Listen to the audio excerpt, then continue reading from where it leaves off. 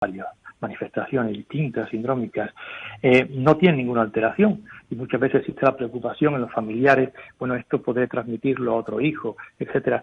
La probabilidad de que ocurra, por ejemplo, en otro hijo es igual que la que puede ocurrir en cualquier persona de la población general. ¿Por qué? Pues porque no es un carácter que se herede, como ocurre con otras enfermedades genéticas. Esto no es, digamos, una enfermedad genética en el sentido de una enfermedad hereditaria, es una enfermedad genética en el sentido de que hay un cambio en un gen que condiciona lo que le pasa a ese paciente, pero no es algo que se transmita a la descendencia, por eso no hay que preocuparse. Hay estudios que han tratado de evidenciar, por ejemplo, si alguno de estos afectados podría transmitir ese carácter a su descendencia.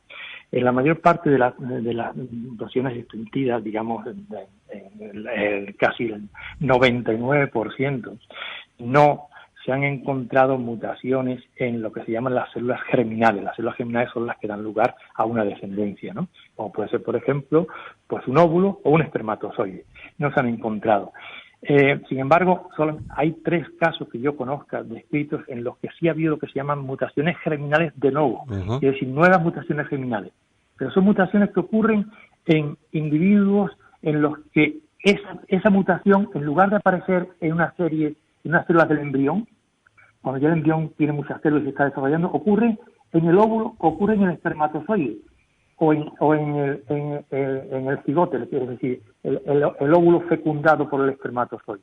Muy inicialmente, digamos, en el primer paso, no un paso en el 10º paso o en el 12º paso, en donde ya hay muchas más células y algunas de esas células mutan, sufren la mutación, sino muy inicialmente.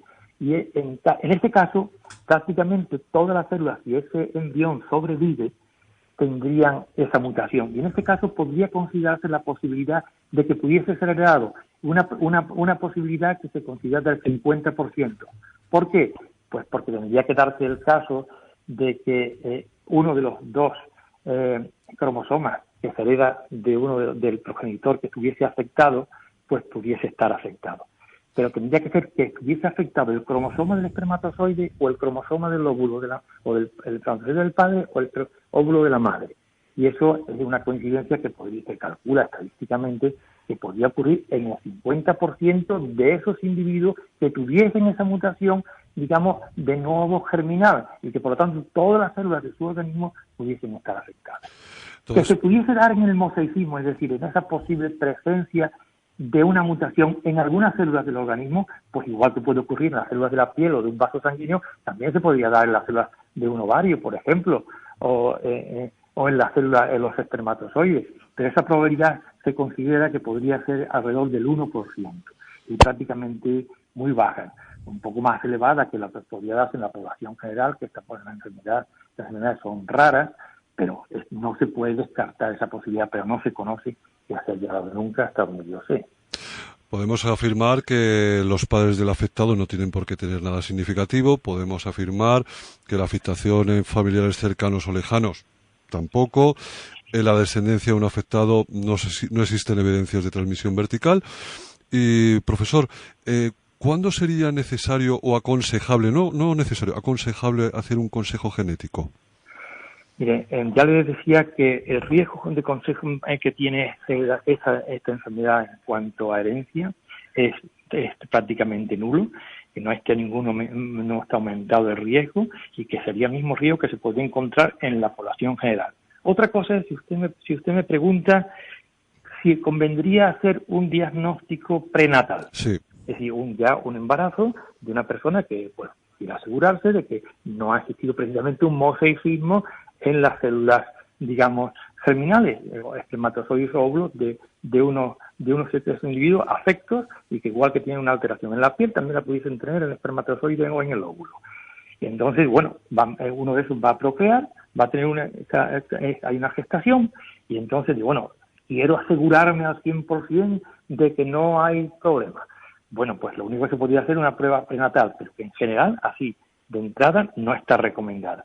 ¿Cuándo podría estar recomendada? Cuando, por ejemplo, en los exámenes periódicos que se hacen en la gestación, pues el obstetra, el ginecólogo, observe alguna alteración. ¿Qué alteración se puede encontrar? Pues claro, usted sabe que ahora por los métodos de imagen prácticamente ya se ven cómo es la cara del niño casi, o las manos o los pies del niño, ¿no? O cómo es el desarrollo general y si es armónico o no es armónico.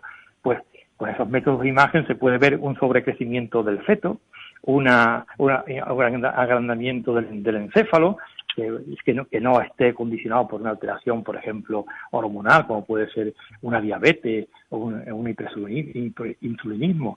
O puede verse una alteración del desarrollo del encéfalo, como se llama, por ejemplo, una ventrículomegalia, quiere decir un ventrículo cerebral más grande, mayor tamaño de lo habitual, ¿no?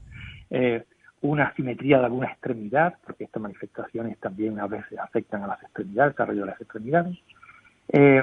Y en eso, una alteración de las circunvoluciones cerebrales, lo que se llama una polimicrogiria difusa, una alteración de los dedos, que a veces se presentan como sintactilia o polisintactilia, y esos hallazgos pues podrían llevar a decir, bueno, existiría esa posibilidad y entonces se podría tratar de hacer, y como en este caso sería un problema de alteración, digamos, de líneas germinales, sí podría estar presente la alteración en todas las células y podría hacerse un estudio genético para ver cómo está este gen en células de líquido amniótico, por ejemplo. Profesor, tenemos una pregunta en un minuto y medio.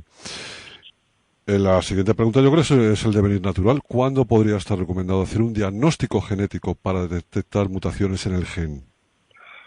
Diagnóstico genético cuando fundamentalmente queramos asegurar que el diagnóstico que tenemos desde el punto de vista clínico es el correcto. Es decir, realmente ese es un síndrome relacionado con este gen PIK3CA o no lo es, o este otro tipo de enfermedad.